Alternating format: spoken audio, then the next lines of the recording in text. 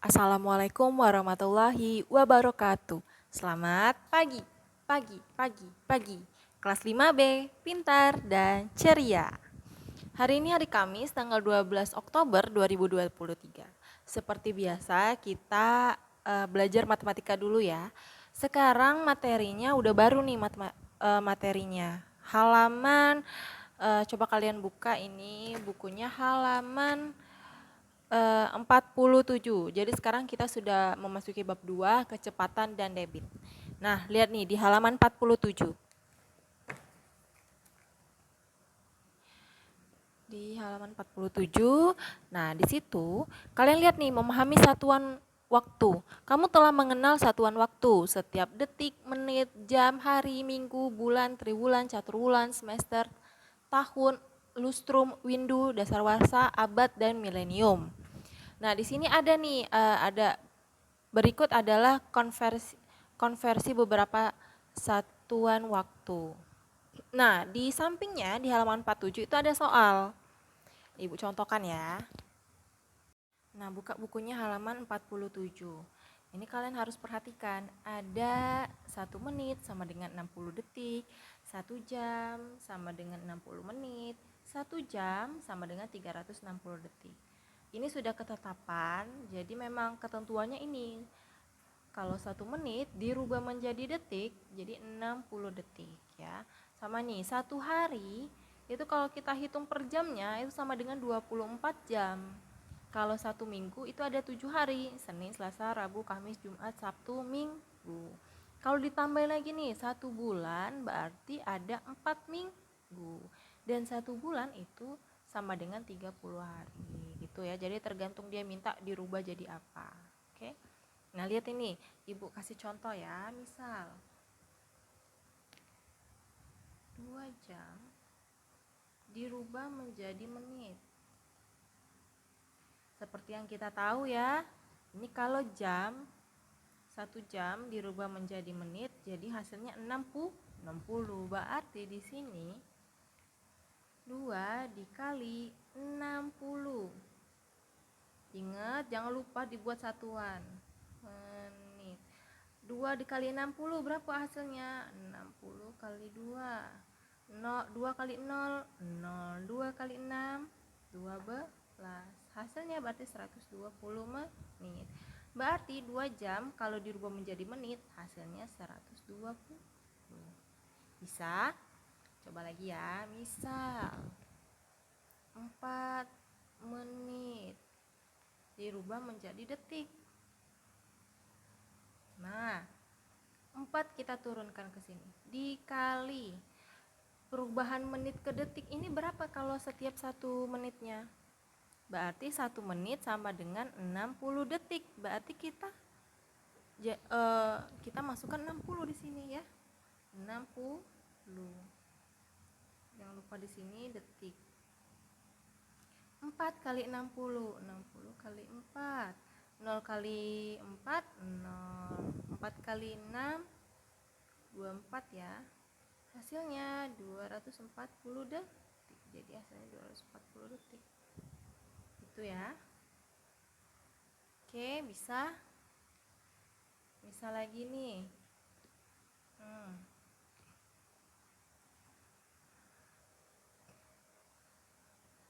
Misal nih contoh 1 jam 20 menit. Nah, tanggung nih nilainya. 1 jam 20 menit. Minta dirubah menjadi detik. Nah, sudah ada jam, ada menit, dia minta detik. Nah, gimana ini? Caranya, kita ubah dulu jam ini menjadi menit. 1 jam sama dengan 60 menit. Ya, dari sini ya. 1 jam sama dengan 60 menit. Berarti 60 menit sama dengan 60 menit ditambah yang di sini 20 kan? Tambah 20 menit. Hasilnya 80 menit. Tinggal sekarang ini 80 menit kita ubah menjadi detik. ubah menjadi detik. Nah, berapa ini? 1 menit itu berapa detik hasilnya? 1 menit 60 detik. Berarti 80 ini kita kalikan 60. Ya. Hasilnya 48. 48, nolnya ada 2, tinggal masukkan sini. Detik. Nah, jadi kalau ada jam dan menit, kita ubah dulu jamnya menjadi menit. Biar enak, sudah itu tinggal ditambah. Oke? Nah, nanti Ibu minta kalian kerjakan halaman 47 nomor 1 sampai 10. Oke? Nah, kita buka buku temanya halaman 102 ya. Di halaman 102 coba lihat, itu ada gambar. Ada gambar keberagaman sosial budaya Indonesia sebagai modal pembangunan nasional. Nah, itu ada 1, 2, 3, 4, 5, 6, 7. Sekitar ada 7 perempuan ya yang memakai baju khas daerah tradisional di setiap provinsi yang ada di Indonesia. Itu salah satunya ada yang dari Bali, ada yang dari Nusa Tenggara, ada dari Maluku, ada dari Kalimantan, banyak ya. Nah, tampaknya keberagaman sosial budaya menjadi modal pembangunan nasional. Setujukah kamu dengan pernyataan tersebut? Nah, setuju enggak? Pendapatku tentang ini tidak perlu dibuat, cukup kalian lihat di halaman 102 itu ada kotak. Sanggar tari merupakan suatu wadah contoh swadaya masyarakat untuk pembangunan sosial budaya di daerah mereka. Sebutkan contoh-contoh keberagaman sosial budaya yang dapat ditemukan di daerahmu.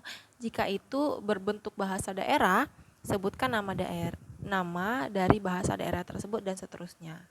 Nah, jadi keberagaman sosial budaya itu juga salah satunya adalah sanggar.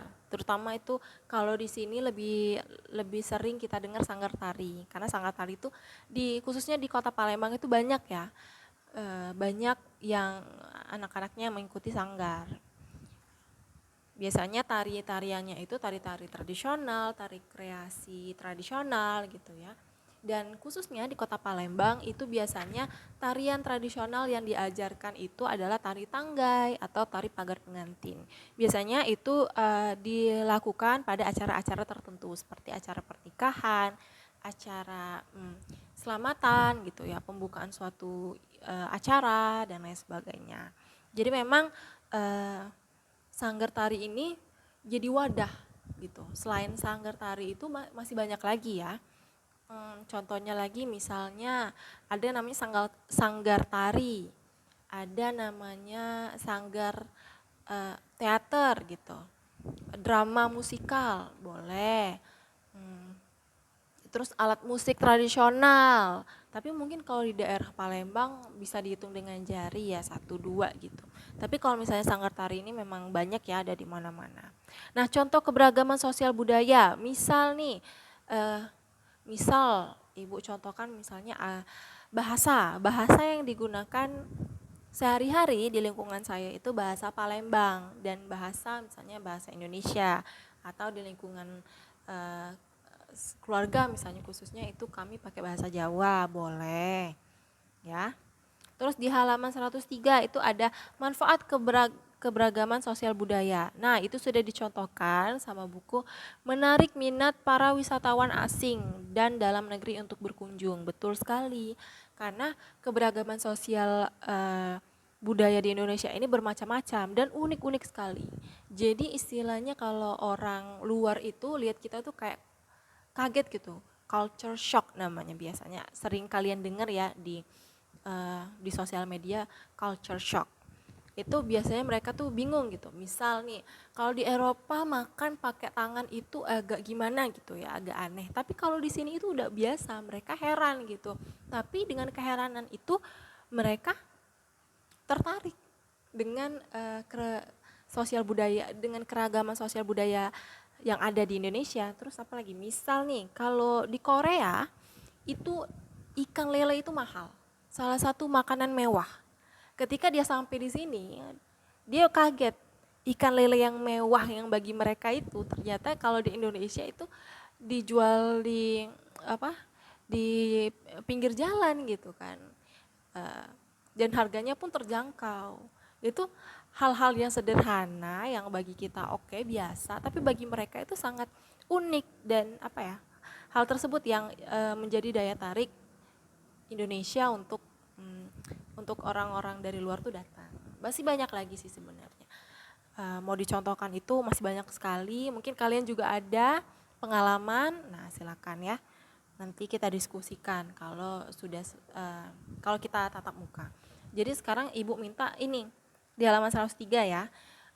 Manfaat keragaman sosial budaya. Itu sudah dicontohkan, tinggal kalian lanjutkan saja. Oke, itu saja ya. Selamat mengerjakan.